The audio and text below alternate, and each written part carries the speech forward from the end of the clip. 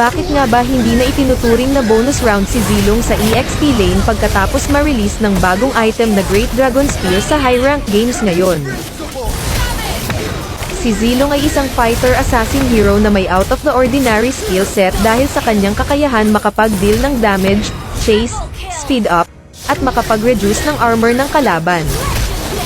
Dahil nagkaroon ng bagong update regarding sa mga critical items kagaya ng Haskell at Great Dragon Spear ay makaka-benefit ng malaki si Zilong dito dahil siya ay isang hero na basic attack dependent. At kapag makabili na ng item si Zilong na Great Dragon Spear ay siguradong ma-enhance ang chase at killing ability ni Zilong dahil maboboost nito ang kanyang movement speed. At para sa item build at emblem naman ay may 3 build ang pwedeng gamitin. Kapag gusto mo ang balance build ay ito, kapag gusto mo naman ang tank killer build ay ito, at kapag gusto mo naman ang full burst build ay ito.